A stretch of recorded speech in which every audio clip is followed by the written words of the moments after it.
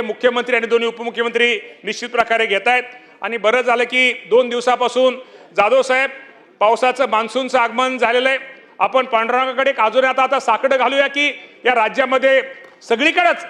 नुकसान न होता एक चांगल्या प्रकारचा मान्सून निश्चित प्रकारे पडावा आणि माझा हा बळीराजा निश्चित प्रकारे सुखी व्हावा। पण आपल्या माध्यमातून मी शेतकरी बांधवांना एकच सांगतो की अजूनही शेतकऱ्यांनी जमिनीतली ओल बघून पेरणी करावी, पेरणीची घाई करू नये। साधारणतः एक 3-4 दिवसामध्ये चांगल्या प्रकारचा पाऊस येईल अशी आपण निश्चित प्रकारे अपेक्षा ही व्यक्त करूया। आपल्या सगळ्यांना माहिती आहे या राज्य सरकारने या राज्याचे मुख्यमंत्री देवेंद्र फडणवीस साहेब असतील, एकनाथजी शिंदे साहेब असतील आणि त्यावेळेचे उपमुख्यमंत्री अजितदादा पवार साहेब असलेल्यांनी आपल्याला 29 एप्रिल 2025 यामध्ये मंत्रिमंडळाच्या बैठकीमध्ये कृषी समृद्धी योजना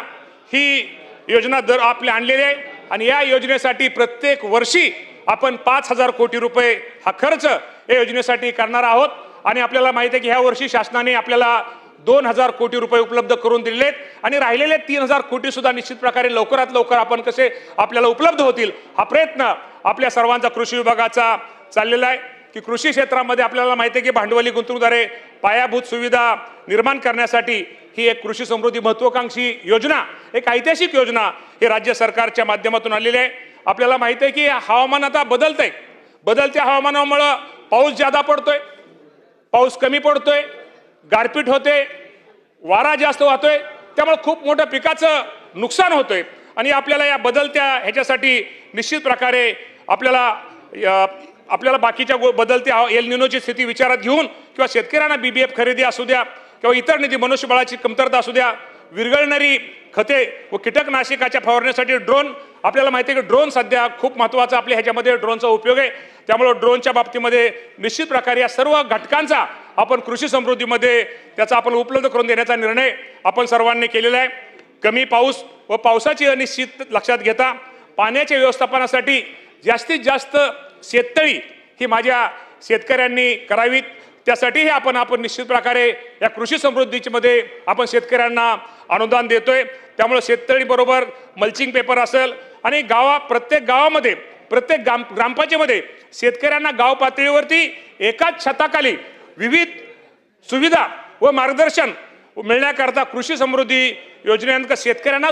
शेतकरी सुविधा केंद्र हे प्रत्येक ग्रामपंचायतीत आपण स्थापन निश्चित प्रकारे करतोय यातनं आणि जैविक शेतीला प्रोत्साहन देण्याच्या दृष्टीने आपलं शेत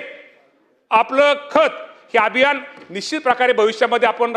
खूप मोठ्या प्रमाणात राबवण्याचा प्रयत्न करतोय। विरघळणारी खते असतील, जैविक खते असतील, हिरवळी खताचा पुरवठा सुद्धा कृषी समृद्धी योजनेमध्ये आपण त्याचा समावेश निश्चित प्रकारे केलेला आहे। काही सदस्यांनी गोपीनाथ मुंडे शेतकरी अपघात सानुग्रह योजनेबद्दल अनेक प्रश्न विचारले। अध्यक्ष महोदय, ही गोष्ट खरी आहे की ही योजना आपल्या सर्वांना माहिती आहे की 2 लाख रुपये आपण जर आपला एखादा शेतकरी त्यामध्ये गेला तर आपण 2 लाख रुपये अनुदान आणि कायमस्वरूपी जर अपंगत्व आलं तर आपण साधारणतः 1 लाख रुपये इतकं सानुग्रहण अनुदान हे आपण कृषी विभागाच्या माध्यमातून देतो। आपण जर मागचा हिशोब केला 2023-24 मध्ये आपण 140 कोटी रुपये दिले, 2024-25 मध्ये 116 कोटी रुपये दिले, 25-26 मध्ये अध्यक्ष महोदय परत 140 कोटी रुपये सानुग्रह अनुदान शेतकऱ्यांना आपण दिले।